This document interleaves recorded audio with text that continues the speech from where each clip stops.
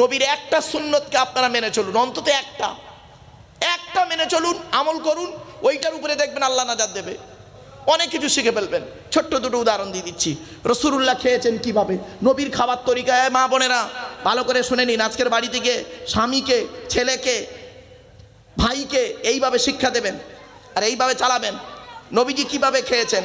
নবীজি বলেছেন খাবার আগে হাত ধোবে, খাবার আগে দস্তরখানা বিছাবে, খাবার আগে দোয়া বলবে, খাবার আগে লবণ বা পানি গালে দেবে, খাবার আগে 3 আঙুলে নবী খাবার তুলতেন, 5 আঙুলে গালে দিতেন, ভালো করে চিবিয়ে হজম করে বের করতেন। এরপরে নবীজি বলছেন খাবার মাঝে পানি পিপাসা পেলে ঢকঢক করে পানি পান করবে না, 3 ঢোকে পানি পান করবে। পানি পান করার পরে কি বলবে? ওয়াসাকাকুম রব্বুকুম শারাবান তাহুরা। পানি খাওয়া হয়ে গেল, ভাত খাওয়া হয়ে গেল, খাবার শেষে আঙুলটাকে ভালো করে চাটবে, আঙুলটাকে চাটবে। এই আঙুল চাটা সুন্নাত। অনেকেই তো আঙুল চাটেন না, ঠিক না বে ঠিক? আঙুল চাটা সুন্নাত, শুনে নিন। আর শুধু সুন্নত নয়, এর মধ্যে একটা বিজ্ঞান আছে, ভাবতে পারছেন? কানাডার টরন্টো ইউনিভার্সিটি অ্যানাটমি বিভাগের প্রফেসর, বিখ্যাত পণ্ডিত বৈজ্ঞানিক, লোকটার নাম হলো উইলিয়ামস হার্ভে। উনি বলছেন মুহাম্মদ সাল্লাল্লাহু আলাইহি ওয়াসাল্লাম কেন আঙুল চাটতে বললো। উনি আঙুল চাটা নিয়ে গবেষণা করতে গিয়ে, এই সুন্নতকে নিয়ে গবেষণা করতে গিয়ে অবাক হয়ে গেলেন। উনি বলছেন আমি গবেষণা করে দেখলাম মানুষের মুখের মধ্যে একটা লালা গ্রন্থি আছে, ওই লালাটা যত বেরোবে হজমের তত উপকার হবে। 1500 বছর আগে মুহাম্মদ সাল্লাল্লাহু আলাইহি ওয়াসাল্লাম যেটা বলে গেলেন সেটাকে নিয়ে গবেষণা করলেন, ওই বৈজ্ঞানিকরা গবেষণা করছে, আর আমরা সে সুন্নতটাকে আদায় করিনি। শুনে নিন, অনুরোধ করে বলে যাচ্ছি, খাওয়া হয়ে গেলে যে প্লেটে খাবেন প্লেটটাকে চেটে খাবেন, প্লেটটাকে চেটে খাবেন। আম্মা জান আয়েশা বলছেন, রাসূলুল্লাহর স্ত্রী আম্মা জান আয়েশা বলছেন কি, যে 1000টা প্লেট যদি আমার সামনে দেওয়া হয়, আল্লাহ রসুল যে প্লেটে খেয়েছেন ওই প্লেটটাকে আমি আগেই বুঝতে পারতাম আল্লাহ রসুলের প্লেটটা অত্যন্ত পরিষ্কার থাকতো। জোরে বলুন সুবহানাল্লাহ। আপনি তো খান কেমন নোংরা ঝামড়া করে চলে আসেন, চেটে খান না তো। কতটা পরিমাণ খাবেন নবী বলেছেন, এইগুলো আমল করবেন। কতটা পরিমাণ খাবেন রাসূলুল্লাহ বলছেন, পেটটাকে 3টে ভাগে ভাগ করবে। প্রথম ভাগটা খাবার দিয়ে ভর্তি করবে, দ্বিতীয় ভাগটা পানি দিয়ে ভর্তি করবে, তৃতীয় ভাগটা ফুল ফাঁকা রাখবে, হজমের উপকার হবে। আর আপনি কি করেছেন? যা পেয়েছেন তো ঢুকিয়ে দিয়েছেন, যাক রাগ করবেন না। বাস্তব কথা, এই জিনিসগুলো একটু আমল করবেন। এবার আসছি কেমন করে ঘুমাবেন। এই জিনিসগুলো আপনাদের মধ্যে নেই কেন? এই জিনিসগুলো নেই। আর জলসা দেওয়া হয় এই জিনিসগুলোকে প্র্যাকটিক্যাল করানোর জন্য। আমরা তো শুধু মুখে বলে গেলে হবে না, চলুন। তাই আল্লাহ পাক বলছেন,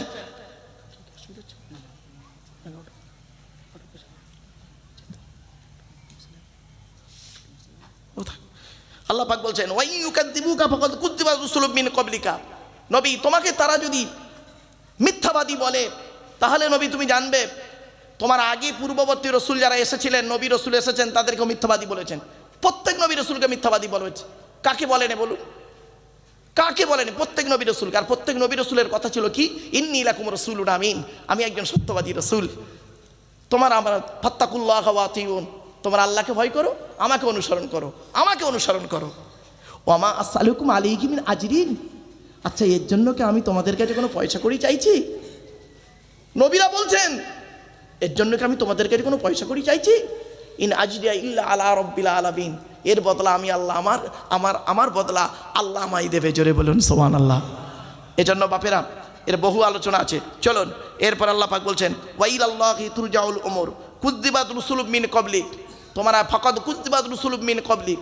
আল্লাহ পাক বলছেন কি, অবশ্যই তোমার আগে রসুলগুলোকে তারা কি করেছে? মিথ্যাবাদী বলেছে। প্রত্যেক নবীকে, মুসা নবী, ঈসা নবী, হুদ নবী, সালেহ নবী, শুআয়ব নবী, ইউনুস নবী, ইউসুফ নবী, কোন নবীকে? ইব্রাহিম নবী। প্রত্যেক নবীকে তারা কি করেছেন? যখনই নবীরা যখন সঠিক কথা বলতে গেছেন তখনই তার মধ্যে মিথ্যা কথা। কাউকে বলেছে পাগল, কাউকে বলেছে পাগল, শুধু গ্রামের লোক পাগল বলেনি, স্ত্রীরাও পাগল বলেছে। রাগ করবেন না, 2টো নবীর স্ত্রী ঈমান আনেনি। লুত নবীর স্ত্রী সূরা তাহরিমের তাফসিরে, প্রথম বছর যখন সূরা তাহরিমের তাফসির করেছিলাম, সূরা তাহরিমের তাফসিরে বলেছিলাম, মনে পড়ছে কি দেখুন তো দেখি, সব মনে আছে? আর শোনেন, 2টো নবীর স্ত্রী ঈমান আনেনি। একটা নূহ নবীর স্ত্রী, নাম হলো ওয়াহিলা। একটা লুত নবীর স্ত্রী, নাম হলো ওয়াইলা। নূহ নবীর স্ত্রী নূহ নবীকে কি বলতো জানেন? হুয়া মাজনুন, একটা পাগল, মাথা ঠিক নেই। গ্রামের লোকেদের বলতো ওনার কথা শুনবে না, এই ছিল তার কথা। লুত নবীর স্ত্রী এলাকার মানুষদেরকে কি করতো? তারা নোংরা কাজে লিপ্ত থাকতো, সমকামিতায় লিপ্ত থাকতো, তাদেরকে ওরা উদ্বুদ্ধ করতো। এর অনেক আলোচনা রয়েছে সূরা তুরের মধ্যে, এই সূরা জারিয়াতের মধ্যে রয়েছে। বাপেরা চলুন, এইরকমভাবে তারা করেছে কি, প্রত্যেক নবী রসুলকে তারা মিথ্যা বলেছে। এরপর আল্লাহ পাক বলছেন ওয়াইলাল্লাহি তুরজাউল উমুর, বান্দা আল্লাহর কাছে তোমাদের ফিরে যেতে হবে, মনে রেখো আল্লাহর কাছে ফিরতে হবে। তাই আপনাদের অনুরোধ করে বলে যাচ্ছি, হাতে ধরে পায়ে ধরে বলে যাচ্ছি, এই প্লাস্টিকের উপরে না বসে, প্লাস্টিকের উপরে আজকের বসে আছেন, কালকের চোখ দুটো বন্ধ হয়ে গেলে প্লাস্টিকের নিচেই চলে যাবেন। প্লাস্টিকের নিচেই গেলে চলুন না দেখি, প্লাস্টিকের নিচেই গেলে দেখা হবে কিয়ামতের মাঠে কে কতটা কবরে টাটকা আছেন। রাগ করবেন না, কয়েক কটা দেহ মাটি খেতে পারে না, টাটকা থাকে। 1 নাম্বার, নবীদের দেহ মোবারক মাটি খেতে পারে না, টাটকা থাকে। 2 নাম্বার, শহীদানদের দেহ মোবারক মাটি খেতে পারে না, টাটকা থাকে। 3 নাম্বার, মোকাম্মাল কোরআনে হাফেজের দেহ মাটিতে টাটকা থাকে। মোকাম্মাল কোরআনে হাফেজের দেহ মাটিতে টাটকা থাকে। জ্বলন্ত প্রমাণ দিচ্ছি, বাংলাদেশ বলে একটা দেশ আছে, দেশটার মধ্যে একটা জেলা আছে কুমিল্লা জেলায় ছেলেটার বাড়ি।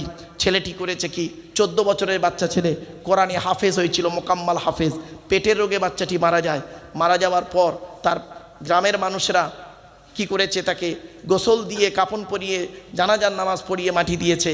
8 বছর পরে পাশে একটা কবর খুলতে গিয়ে ওই হাফেজ সাহেবের কবরটা খুলে যায়, দেখছে হাফেজ সাহেবের কাফনটা টাটকা রয়েছে 8 বছর পরে। যারা কবর খুলছিল তারা করেছে কি, গ্রামের ইমাম সাহেবকে ডেকেছে। ইমাম সাহেব করেছেন কি, 4-5 জন মৌলানাকে ফোন করে ডেকেছে। ডেকে ওদের মধ্যে একজন মৌলানা সাহেব করেছেন কি, কবরে নেমে আর কাফনটা খুলে দেখছে, মুখটা খুলে দেখছে যে 8 বছর আগে যেমন কর্পূর দেওয়া হয়েছিল, 8 বছর পরে হাফিজ সাহেবের সেই দেহটা টাটকা আজও রয়েছে। জোরে বলুন সুবহানাল্লাহ। আপনি কি ভাবছেন? এমন দেহ তৈরি করুন, এমন দেহ তৈরি করুন যে দেহটা মাটির নিচেই খেতে পারবে না। ওই দেহটা করার জন্য এই জলসা দেওয়া, ওই দেহটা করার জন্য আপনাদেরকে আমি অনুরোধ করছি। 4 নাম্বার, হাক্কানি আলেমের দেহ মাটি খেতে পারে না। হাক্কানি আলেমের দেহ মাটি খেতে পারে না। রাসূলুল্লাহ বলেছেন, কুন আলিমান, হাক্কানি আলেম হও। হাক্কানি আলেম যদি হতে না পারো, আও মুতাআল্লিমান, হাক্কানি আলেমের ছাত্র হও, তাও যদি সুযোগ না পাও, আও মুস্তামিয়ান, হাক্কানি আলেমদেরকে অনুসরণ করো। এই মুস্তামিয়ান, মনোযোগ সহকারে শোনো, হাক্কানি আলেমরা যেটা বলে, আল্লাহ নবী বলেননি মুসমিয়ান বলেননি, মুস্তামিয়ান বলেছেন। বাপেরা, আলেম উলামারা ভাইরা যারা এসছেন তারা জানেন, সামিয়া ইয়াসমাউ মানে শোনা, ইস্তামা আয়াস্তামিউ মানে শোনা। 2 শোনার মধ্যে পার্থক্য আছে। বা ইস্তিফালের খাসিয়াত বা বৈশিষ্ট্য হলো কোনো কাজকে মনোযোগ সহকারে শোনা বা করা। আল্লাহ নবী বললেন, আও মুস্তামিয়ান, হাক্কানি আলেম যদি না হতে পারো, হাক্কানি আলেম যেটা বলেন মনোযোগ সহকারে শ্রবণ করো। তাও যদি সুযোগ না পাও, আও মুহিব্বান, হাক্কানি আলেমদেরকে অন্তর দিয়ে ভালোবাসো। ওয়ালা তাকুন খামিসান ফাতুহলিকু, 5 নাম্বারটা হতে যাও না, তাহলে ক্ষতিগ্রস্ত হয়ে যাবে। এজন্য আপনাদেরকে বলে যাচ্ছি, হাক্কানি আলেমের দেহ মাটি খেতে পারে না, টাটকা থাকে। এবারে আসছি 5 নাম্বার, মুয়াজ্জিনের দেহ 12 বছর নিঃস্বার্থভাবে যদি কেউ আজান দেয়, ওই দেহ মাটি খেতে পারে না, টাটকা থাকে। 6 নাম্বার হলো কি, হালাল খানেওয়ালা মানুষের দেহ মাটি খেতে পারে না, টাটকা থাকে। এজন্য আপনাদের করজোড়ে বলে যাচ্ছি, প্লাস্টিকের উপরে বসে আছেন, কালকে যদি চোখটা বন্ধ হয়ে যায় প্লাস্টিকের নিচেই চলে যাবেন। আর যাওয়ার পরে যে ঘরটায় থাকবেন সেই ঘরটার নাম হলো কবর। কবর 4টে কথা বলে। 1 নাম্বার, কবর বলে আমি কবর, দরজা জানালা ছাড়া ঘর। দরজা জানালা ছাড়া ঘর। আজকের বাড়িতে গিয়ে দরজা জানালা বন্ধ করে লাইটটা অফ করে 24 ঘন্টা থেকে দেখবেন, তারপরে বুঝতে পারবেন কবর কি জিনিস। 2 নাম্বার, কবর বলে আমি কবর, সাপ বিচে পোকামাকড়ের ঘর। তোর সুন্দর দেহকে খাবার জন্য পর্যাপ্ত পরিমাণ সাপ বিচে পোকামাকড় আমার কাছে প্রস্তুত। শুনে নিন, মানুষকে মারা দেওয়ার পর আপনাদের এলাকায় কোনো মানুষ মারা গেলে তাকে গোসল দিয়ে কাফন পরিয়ে জানাজা পরিয়ে মাটি দিয়ে চলে আসেন, তাই তো নাকি? আরে ভাই বলুন না, 20 দিন পরে কবরটা খুলে একবার দেখেছেন? 20 দিন পরে কবরটা খুলে দেখেছেন? একবার দেখবেন, ধারণা পাল্টে যাবে। শুনে নিন, মানুষ মারা যাবার পর মাটি দিয়ে আসার পর 8 থেকে 10 দিন পরে মাথার চুলগুলো, গায়ের লোমগুলো, নখগুলো খসে খসে পড়ে যায়। 12 থেকে 14 দিন পর ব্রেনটা পচে গিয়ে নাক দিয়ে, কান দিয়ে, গাল দিয়ে গড়তে থাকে। 18 থেকে 20 দিন পর পেটটা ফেটে গিয়ে পোকায় তৈরি হয়। 2 মাস পর কি হয়? সমস্ত মাংস সব পোকায় খেয়ে নেয়। 6 মাস পরে হাড়গুলো শেষ। কোথায় গেল চৈতল গ্রামের সুন্দর নারী, সুন্দর পুরুষ আর সুন্দরী নারী? তোমার দেহ মোটে মনে রেখো, মাটির দেহ মাটি হবে, পুড়ে হবে ছাই। এ দেহ পচা দেহ, গরব কিসের ভাই? সুতরাং পৃথিবীতে আপনি যেন দেহটাকে সুন্দর রাখুন। শুনে রেখে দিন, কবরে যেন দেহটা টাটকা থাকে। সেই কবরে দেহটা টাটকা রাখতে গেলে পৃথিবীতে কি করবেন সেইটার সাজেশন এরপরই আসছে চিন্তা নেই পরের আয়াতেই। তাই আপনাদেরকে একটু এই অ্যাঙ্গেলে দুটো কথা বললাম। চলুন 3 নাম্বার কবর বলে আমি কবর কাউকে চিনি না, কাউকে চিনি না। কে মৌলানা মুফতি পীর সাহেব মনি সাহেব মুফতি সাহেব হাই সাহেব গাই সাহেব কোনো সাহেবকে আমি চিনি না তার আমল ছাড়া। 4 নাম্বার কবর বলে আমি কবর আমার উপরে লাইটিং করতে গেলে মাজার করতে গেলে টাকা মানে খুশবু করতে গেলে টাকার প্রয়োজন হয়, আর আমার ভেতরে লাইটিং করতে গেলে আলোকিত করতে গেলে খুশবু করতে গেলে নেক আমলের প্রয়োজন হয়। আমার বাপেরা পৃথিবীতে যে কদিন বেঁচে থাকবেন মানুষের উপকার করতে না পারলে ক্ষতি করতে যাবেন না, এই অনুরোধ আমি আপনাদের করে যাচ্ছি। মানুষের উপকার করতে না পারলে ক্ষতি করতে যাবেন না। আবার আল্লাহ পাক বলছেন, এত কিছু বলার পরে এবার আল্লাহ কি বলছেন, সেই মানব জাতি মুসলমানকে আমি ডাকেন আল্লাহ, ইয়া আইয়ুহান নাসু ইন্না ওয়া'দাল্লাহি হাক্কুন ফালা তাগুররান্নাকুমুল হায়াতুদ দুনিয়া ওয়ালা ইয়াগুররান্নাকুম বিল্লাহিল গরুর। নারায়ে তাকবীর, নারায়ে তাকবীর।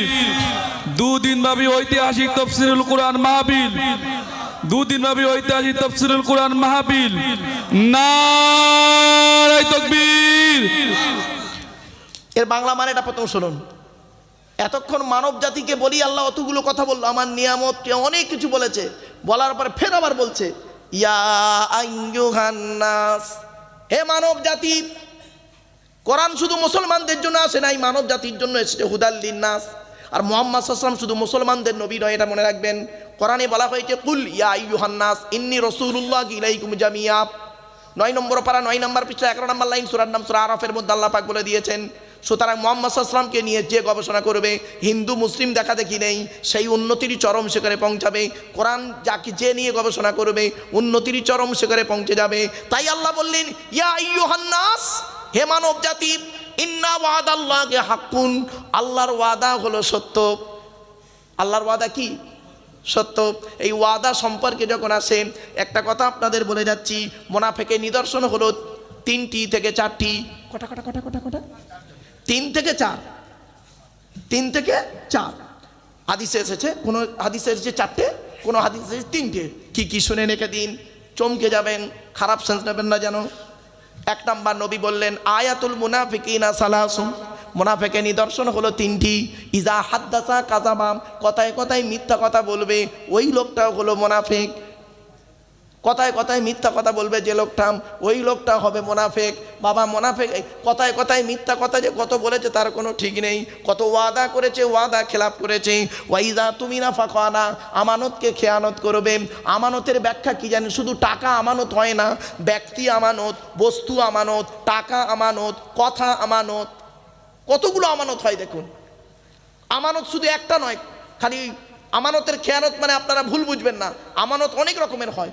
টাকা আমানত, মনে রাখবেন, মনে রাখবেন স্বামীর কাছে স্ত্রী হলো আমানত, ঠিক না বেঠিক? আবার পিতার কাছে ছেলে হলো আমানত, আবার ছেলের কাছে পিতা হলো আমানত। আমানতের অনেকগুলো ব্যাখ্যা রয়েছে বাপ, সেজন্য আপনাদের ছোট্ট করে দুটো কথা বলে যাচ্ছি। 1 নাম্বার হলো ইজা হাদ্দাসা কাযাবাম, কথায় কথায় মিথ্যা কথা বলবে। ওয়াইজা ওয়াদা ফাখলাফা, ওয়াদা করলে খেলাপ করবে। ওয়াইজা তুমিনা ফাখানা, আমানতকে খেয়ানত করবে।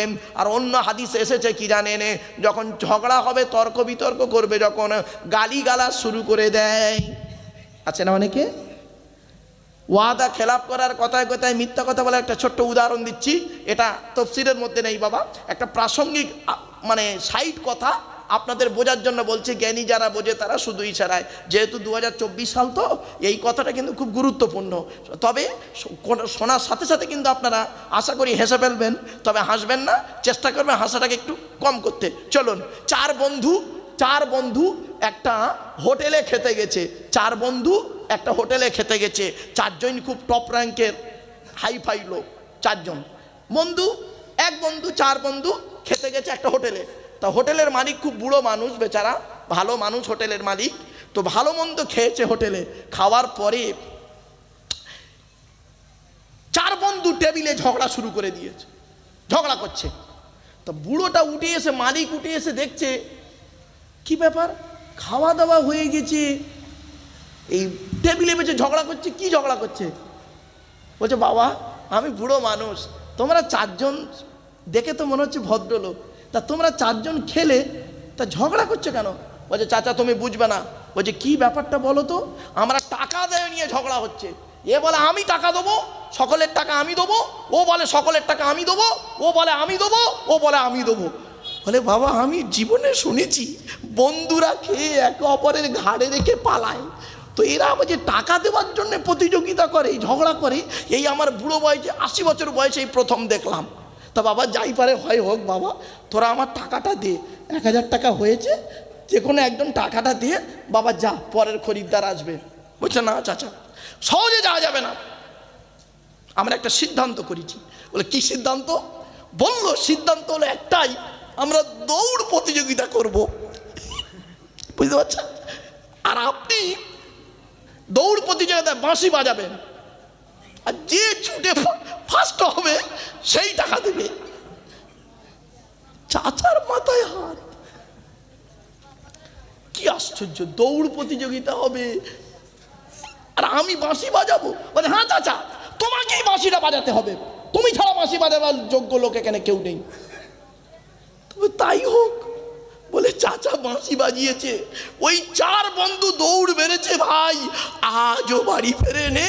চাচা হোটেলে এখনো পর্যন্ত তাদের অপেক্ষায় আছে। ব্যাখ্যাটা করব এই করবো কি বলো? রাগ করবেন না কেউ? রাগ করবেন না তো? 2024 ভোট আছে, 4 বন্ধু কে বুঝতে পারছেন? হ্যাঁ, আর বাঁশিটা হলো ওই বুড়ো চাচা হলো ভোটার, বুড়ো চাচা হলো ভোটার, ওই টিপটা মারবে। বুঝতে পারছেন না? আর ওই 4 বন্ধু যে ওই যে পালাবে, 4 বছর আর ফিরে আসবে না।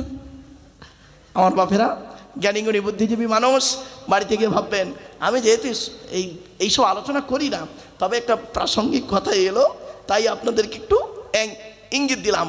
আল্লাহ বলছেন ইয়া আইয়ুহান নাস, হে মানব জাতি, ইন্না ওয়াদাল্লাহি হাক্কুন, আল্লাহর ওয়াদা হলো সত্য। আল্লাহ মোমেনদের সঙ্গে যা ওয়াদা করেছে সেই ওয়াদা পূরণ করবেন। মনে রাখবেন কাফেরদের সঙ্গে যে ওয়াদা করেছেন সেই ওয়াদা পূরণ করবেন। শুধু তাই নয়, আল্লাহ পৃথিবীতে যা যা ওয়াদা করেছেন সেই ওয়াদা পূরণ করেছেন, করবেন। সুতরাং আপনিও আল্লাহর সঙ্গে ওয়াদা করেছেন। কি ওয়াদা করেছেন? আল্লাহ বলেছিলেন আলাস্তু বিরব্বিকুম, আমি কি তোদের রব নয়? আমরা সকলেই বলেছিলাম কলু বালা, হ্যাঁ আপনি আমাদের রব। সুতরাং ওয়াদা করেছেন বাপ, আল্লাহর দাসত্ব করুন, গোলামতি করুন। আল্লাহ পাক বলছেন ইন্না ওয়াদাল্লাহি হাক্কুন, আল্লাহর ওয়াদা হলো সত্য, আল্লাহর ওয়াদা হলো সত্য। এরপরে আল্লাহ পাক বলছেন সুতরাং ফালা তাগুররান্নাকুমুল হায়াতুদ দুনিয়া, আল্লাহ পাক বলছেন এই দুনিয়ার জিন্দিগি যেন তোমার ধোকায় না ফেলে।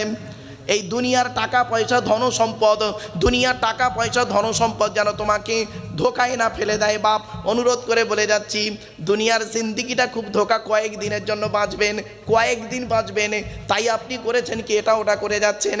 আর কবরের জন্য কি করেছেন একটু চিন্তা করুন। ওয়ালা ইয়াগুররান্নাকুম বিল্লাহিল গরুর, মনে রাখবেন খবরদার যেন তারা সেই ধোকাবাজগুলো যেন আল্লাহর সঙ্গে তোমাদের ধোকা দিয়ে তোমাদেরকে পৃথক না করে দেয়। তাই আপনাদেরকে ওয়াদা করে ওয়াদা করি বলে যাচ্ছি বাপেরা, শয়তানের ধোকায় পা দেবেন না। এরপরে আল্লাহ বলছেন ইন্না শাইতানা লাকুম আদুবুন, নিশ্চয়ই শয়তান হলো তোমাদের শত্রু। শয়তান আমাদের বন্ধু নয়, শত্রু। আল্লাহ কোরআনে বহু জায়গায় বলেছে ইন্নাহু আদুবুম মুবিন, শয়তান হলো প্রকাশ্য আমাদের শত্রু, দুশমন। তাই কোরআনে এখানে ডাইরেক্ট বলেছেন ইন্না শাইতানা লাকুম আদুবুন, শয়তান হলো তোমাদের দুশমন। ফাত্তাখিযুহু আদুওয়া, সুতরাং তোমরা তাকে দুশ্মনী মনে করো, কোনোদিন তোমরা বন্ধু ভেবো না। এজন্য অনুরোধ করে বলে যাচ্ছি। আর শয়তানের কাজটা কি জানেন? শুনে নিন। ইন্নামা ইউরিদুশ শাইতানু আন ইউকিয়া বাইনাকুমুল আদাওয়াতা ওয়াল বাগদা ফিল খামরি ওয়াল মাইসিরি ওয়া ইয়াসুদ্দাকুম আন যিকরিল্লাহ। আল্লাহ পাক এই আয়াতের তাফসীর অন্য আয়াত দিয়ে হচ্ছে, আল্লাহ বলছেন শয়তান কি চায় জানো? মদ আর জুয়ার মাধ্যমে শয়তান তোমাদের মাঝে মারামারি লাগিয়ে দিতে চায়। আর কি চায়? ওয়া ইয়াসুদ্দাকুম আন যিকরিল্লাহ, আল্লাহর ইবাদত থেকে শয়তান তোমাকে বাধা সৃষ্টি করতে চায়। আর কি চায়? ওয়ানিস সালাত, নামাজ থেকে শয়তান তোমাকে বাধা সৃষ্টি করতে চায়। তাই আল্লাহ পাক বলছেন ইন্নামা ইয়াদউ হিজবাহু, ওরে শয়তান তার দলই তাকে, শয়তান সবসময় তার দলে ডাকতে চায়। এই হিজবুন মানে দল। কি বললাম বাবা? হিজবুন মানে, জোরে বলুন, হিজবুন মানে কি? দল। আর হিজবুন শব্দটা যখন আল্লাহর সঙ্গে জুড়ে যাবে তখন মানে হবে হিজবুল্লাহ, মানে কি? আল্লাহর দল। আর হিজবুস শয়তান, শয়তানের সঙ্গে জুড়লে কি হবে? শয়তানের দল। তাহলে পৃথিবীতে দল হলো কটা? দুটো। কটা? একটা আল্লাহর দল, একটা শয়তানের দল। এটা কোথায় আছে? আয়াত কোরআনে আছে, সূরা মুজাদালার মধ্যে। সূরা মুজাদালার মধ্যে বলছে যারা পাপ কাজ করে, আল্লাহর সঙ্গে শরীক করে, নোংরা কাজ করে, উলাইকা হিজবুশ শয়তান, তারা হলো শয়তানের দল। আলা ইন্না হিজবাশ শয়তানি হুমুল খাসিরুন। আর জেনে রাখো শয়তানের দল কোনোদিন উপকৃত হতে পারে না, ক্ষতিগ্রস্ত হয়। আর ওই সূরা মুজাদালার শেষে আল্লাহ পাক বলছেন যারা পৃথিবীতে ভালো কাজ করে, সৎ কাজ করে, ঈমান আনে, উলাইকা হিজবুল্লাহ, তারা হলো আল্লাহর দল। আলা ইন্না হিজবাল্লাহি হুমুল মুফলিহুন। আর আল্লাহর দলই সবসময় কামিয়াবি হয়। জোরে বলুন সুবহানাল্লাহ। তাহলে পৃথিবীতে দল হলো কটা? দুটো। একটা হলো কি? হিজবুল্লাহ, আর একটা হলো শয়তানের দল, হিজবুস শয়তান। এ বোকারা বোঝে না হিজবুল্লাহ, আর এরা খালি বলে তবলিগ, হিজবুল্লাহ, উমুক তুমুক, হেনা তানা। ওই হেজবুল্লাহর মধ্যেই এতগুলো দল আছে, তবলিগ, ফুরফুরা, বেরেলি, ওয়াহাবি, জামাত ইসলাম, আলাদি, সব হেজবুল্লাহ। ঠিক না বে ঠিক? কোরআনে আছে কুল্লু হিজবিন বিমা লাদাইহিম ফারিহুন, প্রত্যেক দল তার মতের উপরেই খুশি। এই আয়াতটা কোরআনে দুই জায়গায় আছে, 18 পারায় আছে, 18 পারায় আছে, আর এই আয়াতটা রয়েছে 21 পারায়। এই আয়াতটা দুই জায়গায় আছে কোরআনের। যে তাফসিরে আবু বাকার লেখা হচ্ছে, বাপ আমি হতবাগা, যতটুকু পারছি তাফসিরে আবু বাকার লিখছি। তো সেই তাফসিরে আবু বাকারের মধ্যে দেখবেন এই আয়াতের তাফসিরগুলো সুন্দর করে আপনাদেরকে টুকটুক টুকটুক করে আয়াতের শানে নজুল, আয়াতের আপনার কি বলবো ব্যাখ্যা, এবং ওই আয়াতের পেছনে কোন আয়াত রয়েছে, ওই আয়াতের পেছনে হাদিস কি আছে, সেই হাদিসটার একটু জায়গাটাও বলে দিয়েছি, এবং ওই হাদিসের সঙ্গে আপনার ওই আয়াত থেকে বাস্তব জীবনের কতটা মিল সেটাও তুলেছি যতটুকু পেরেছি। ওই আয়াতটা বিজ্ঞান ভিত্তিক কতটা সেটাও তার সঙ্গে তোলা থাকবে ইনশাল্লাহ। এজন্য আপনাদেরকে বলছি বাপ, এতক্ষণ আলোচনা করলাম, ছোট্ট এই আয়াতটা শেষ করে দিই। ইন্না শাইতানা লাকুম আদুবুন, আল্লাহ পাক বলছেন নিশ্চয়ই শয়তান হলো তোমাদের দুশমন, শত্রু। ফাত্তাখিযুহু আদুবা, সুতরাং তোমরা তাকে দুশমন বলেই মনে করো, কোনোদিন তাকে বন্ধু বলে মনে করো না। আর ইন্নামা ইয়াদউ হিজবাহু, আর শয়তান তার দলই তোমাদেরকে ডাকে, মানুষকে ডাকে, লিয়াকুনু মিন আসহাবিস সাঈর, তারা চায়, শয়তান চায় কি? শয়তানরা চায় কি জানেন? তোমাদেরকে জাহান্নামার, সাইরি নামক জাহান্নামার সঙ্গী করে নিতে। এরপর আল্লাহ পাক বলছেন, থাক 1 মিনিট, শেষ আয়াত, আজকে রুকু এক রুকু হয়ে যাবে। আল্লাযীনা কাফারু লাহুম আযাবুন শাদীদ, আল্লাহ পাক বলছেন যারা কুফরি করে লাহুম আযাবুন শাদীদ, তাদের জন্য রয়েছে কঠিন কঠিন শাস্তি, কঠিন আযাব। শাদীদ শব্দটা আমার বাপেরা একটা কথা বলে যাচ্ছি, শুনে নিন। শাদীদ, সদীদ আর সাদিদ, সিন দিয়ে সাদিদ মানে সত্য কথা বলা। আল্লাহ পাক বলছেন ইয়া আইয়ুহাল্লাযীনা আমানু তাকুল্লাহা ওয়া কুলু কাওলান সাদীদা। সিন দিয়ে সাদিদ মানে সত্য কথা বলা, শিন দিয়ে সাদিদ মানে শক্ত বা কঠিন, আর সোয়াদ দিয়ে সদিদ মানে পুঁজ আর রক্ত। কোরআনে আছে মে ওয়ারাগি মিম্মা ইন সদিদ, সূরা ইব্রাহিমের মধ্যে আল্লাহ বলছেন জাহান্নামীদের যে খাবার খাওয়ানো হবে সেই খাবারটা হলো মে ওয়ারাগি মিম্মা ইন সদিদ, পুঁজ আর রক্ত মিশ্রিত খাবার। সদিদের বাংলাটা বলে দিচ্ছি, শুনে নিন। সদিদ কাকে বলে? সেই কিতমিরের মতো, মনে রাখুন। আচ্ছা পুঁজ বোঝেন? পুঁজ, আরে ভাই বলুন না। আচ্ছা পুঁজের রং কেমন? জোরে বলুন। সাদা। রক্তের রং লাল। আচ্ছা পুঁজ আর রক্ত মিশ্রিত যেটা হয় সেটা একটু ঘোলাটে মতো হয় না? ওইটার আরবি হলো সদিদ। জাহান্নামীদের এই খাবার খাওয়ানো হবে। এই আয়াত যখন নাজিল হলো, ওই আয়াত যখন নাজিল হয়েছে মি ওয়ারাগ মিম্মা ইন সদিদ, সাহাবীরা হাউ করে কাঁদছে, ঝরঝর করে কাঁদছে। তখন একজন সাহাবী বললেন ইয়া রাসূলুল্লাহ, আমাদের গায়ে তো ফোঁড়া হয়, ফোঁড়াতে পুঁজ রক্ত হয়, ওই পুঁজ রক্ত কি আমাকে খেতে দেবে? আল্লাহ রাসূল বললেন জাহান্নামীদের যে পুঁজ রক্ত খেতে দেওয়া হবে, 1 বালতি যদি পৃথিবীতে ঢেলে দেওয়া হতো সারা পৃথিবী দুর্গন্ধময় হয়ে যেত। অনুরোধ করে বলে যাচ্ছি বাপেরা, জীবনে জাহান্নাম থেকে নাজাত পাওয়ার জন্য পৃথিবীতে ওয়ামাই ইউমিন বিল্লাহ 100% ঈমান আনবেন আল্লাহর উপরে, ওয়া ইয়ামাল সলিহাম ভালো ভালো কাজগুলো করে যাবেন। আল্লাহ বলছেন মান আমিলা সলিহাম মিন যাকারিন আও উনসা ওয়া হুয়া মুমিনুন ফালানুহিয়ান্নাহু হায়াতান তাইয়্যিবা। আল্লাহ বলছেন যে ব্যক্তি 100% ঈমান আনবে, ভালো কাজ করবে, বেটা ছেলে হোক আর মেয়ে ছেলে হোক, ওয়া হুয়া মুমিন, সে হলো মুমিন, ফালানুহিয়ান্নাহু হায়াতান তাইয়্যিবা, পৃথিবীতে আমি আল্লাহ তাদের শান্তি সম্মানের সহিত জীবন যাপন করাবো। পরকালে কি দেবে? ইন্নাল্লাযীনা আমানু ওয়া আমিলুস সলিহাত কানাত লাহুম জান্নাতুল ফিরদাউসি নুজুলা। আল্লাহ বলছেন নিশ্চয়ই যারা 100% ঈমান আনবে আর ভালো ভালো কাজগুলো করবে তাদের ঠিকানা হলো জান্নাতুল ফিরদাউস। আর যারা কুফরি করবে তাদের অবস্থা কি? আল্লাহ বলছেন আল্লাযীনা কাফারু লাহুম আযাবুন শাদীদ, যারা কুফরি করবে তাদের জন্য কঠিন আযাব রয়েছে।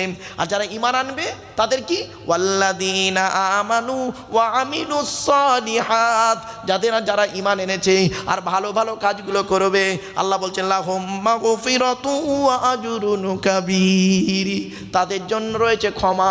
পৃথিবীতে যদি তারা কোনো পাপ কাজ করে আমি আল্লাহ তাদের জীবনের গুনাহগুলো মাফ করে দেবো।